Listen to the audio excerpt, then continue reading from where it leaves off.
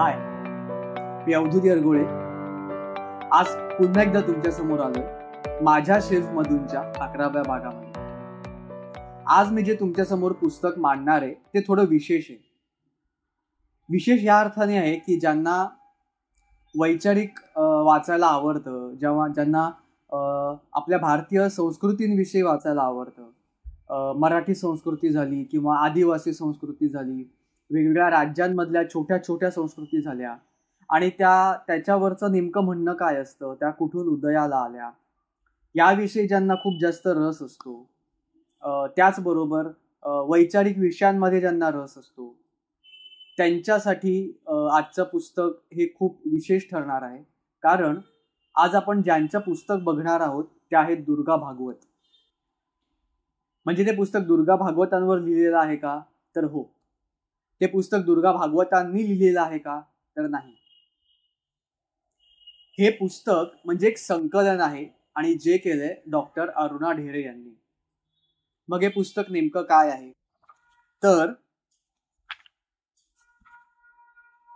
साहित्य अकादमीची मुंबई शाखा आणि भारतीय विद्यापीठ अभिमत विश्वविद्यालयाचे शाश्वती हे स्त्री सर्जनशक्ती विकास केंद्र या दोन संस्थांनी एक चर्चासत्र आयोजित केलं होतं, ज्याच्यामध्ये अनेक मान्यवर होते.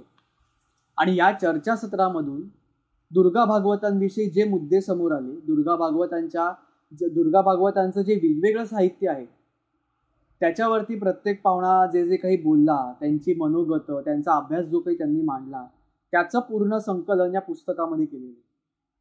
असं हे कोणतं पुस्तक आहे? तर ते पुस्तक आहे दुर्गा भागवत, व्यक्ती, विचार आणि कार्य. आता आपण सगळ्यात आधी वळूयात या पुस्तकाच्या मुखपृष्ठाकडे.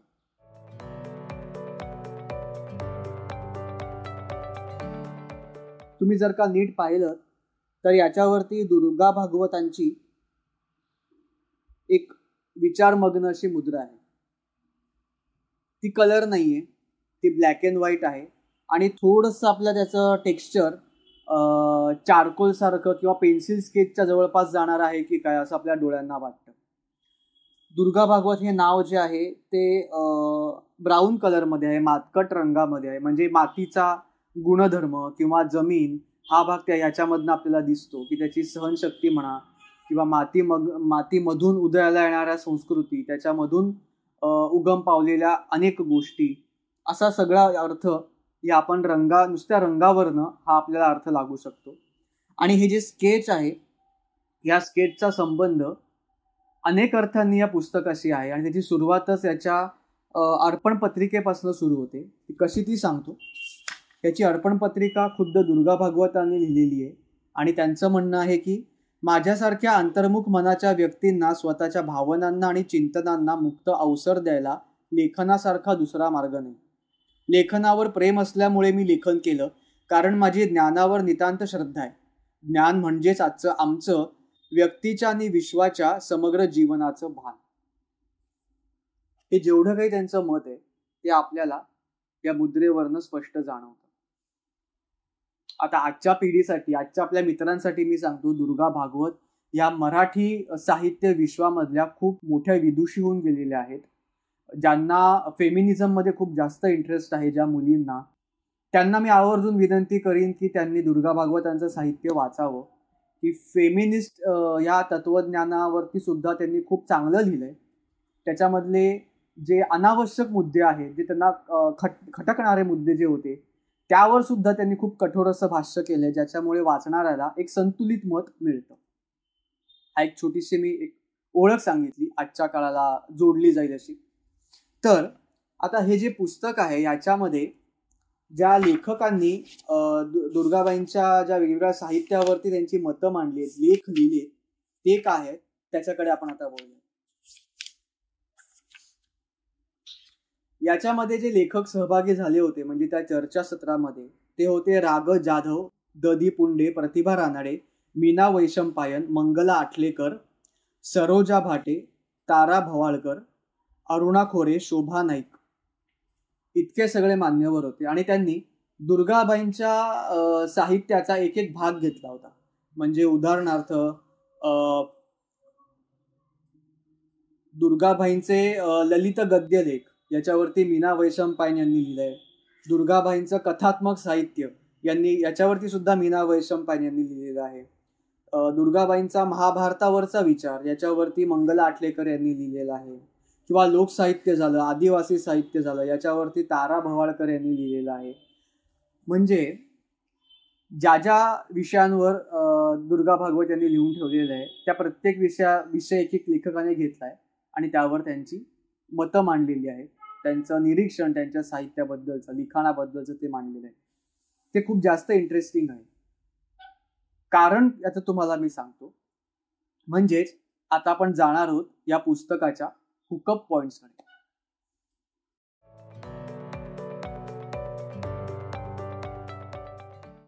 या पुस्तकाचे हुकअप पॉइंट्स. मराठी साहित्य विश्वामधली विदुषी ज्यांना म्हणतात अशा दुर्गा भागवत एक खूप मोठं व्यक्तिमत्व, ज्यांनी एकेकाळी मराठी साहित्य विश्वामध्ये खळबळ माजवली होती. त्यांच्या लिखाणाने, त्यांच्या विचारांनी, त्यांच्या भूमिकांनी अगदी अनेक राजकारण्यांना सुद्धा दरदरून घाम फुटायचा त्यांच्या केवळ नावानेच, त्यांच्या अस्तित्वाने, प्रेझेन्सने. असं हे व्यक्तिमत्वाबद्दल जेव्हा हे सगळे अभ्यासक लिहितात तेव्हा वाचकांच्या मनामध्ये असं अपेक्षित असेल की त्यांनी सगळंच हो हो लिहिलं असेल किंवा दुर्गा भागवतांच्या सगळ्याच मतांना हो हो म्हटलं असेल. पण आपल्याला ह्या पुस्तकामध्ये तसं झालेलं आढळून येत नाही.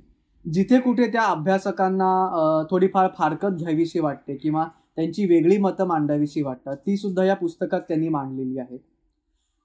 या पुस्तकामध्ये तुम्हा सगळ्यांना दुर्गा भागवत या एका व्यक्तिमत्वाविषयी 4 ते 5 अभ्यासकांचा ऊहापोह वाचायला मिळणार आहे.